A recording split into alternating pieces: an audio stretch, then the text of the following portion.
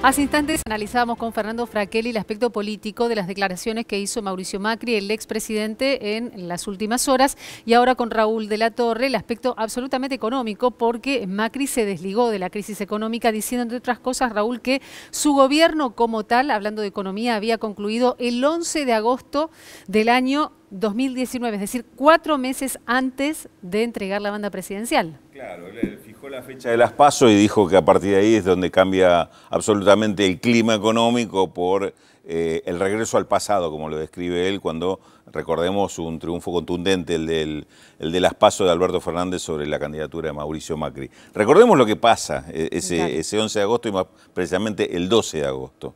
El 12 de agosto el gobierno lo que hace, le suelta las amarras al mercado cambiario, deja de hacer lo que venía haciendo el Banco Central de todos los días salir a vender dólares para parar la subida. Ese día no vendió, dejó correr e inclusive se sospecha de alguna maniobra también de algún sector empresario para hacer subir, y pega el salto del dólar estaba aproximadamente 43, 44 a 60.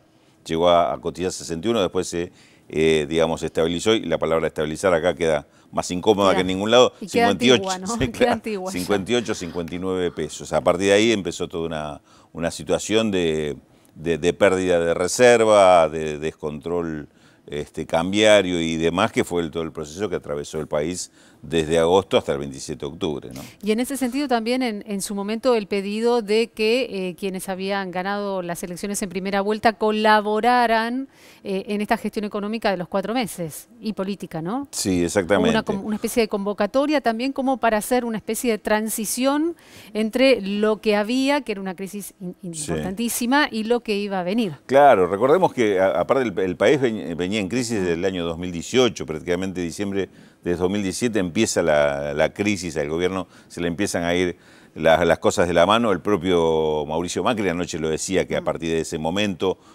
tuvieron algunos encontronazos. Según su propia descripción, el gobierno pasó a la defensiva.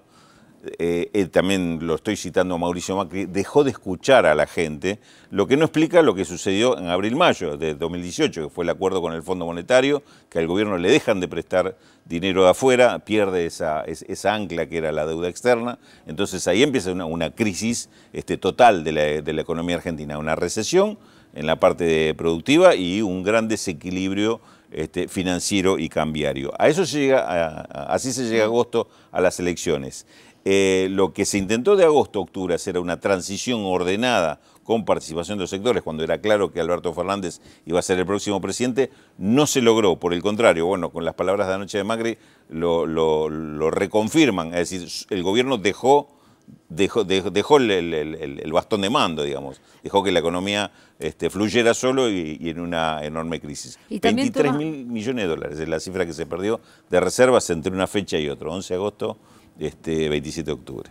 Y consultarte, Raúl, porque también habló de pobreza Macri en estas declaraciones que hizo ayer, lo contrarrestó justamente con una situación que se daba en el INDEC, ¿no? Y a partir de eso, ¿qué? Porque no hay un reconocimiento claro respecto a ese índice tan difícil y alarmante que exactamente. La argumentación permanente de Mauricio Macri fue el tema de echarle la culpa al INDEC. Es cierto que había un gran conflicto en el INDEC con las cifras, se había dejado de medir algunos indicadores cuando asume Macri, es decir, ya desde en los últimos meses del gobierno de Cristina Kirchner, pero de esa situación que uno puede ponderar más o menos cuál era el nivel de pobreza, seguramente mayor que las estimaciones oficiales del gobierno anterior, podían estar en el 25%, 27%, quizá para otros era menos, pero termina el gobierno de Macri con una pobreza creciente, que las estadísticas posteriores demostraron que estaba en el 35-37% de pobreza ya el año pasado. Es decir, que termina con un salto muy importante de la pobreza que ayer Macri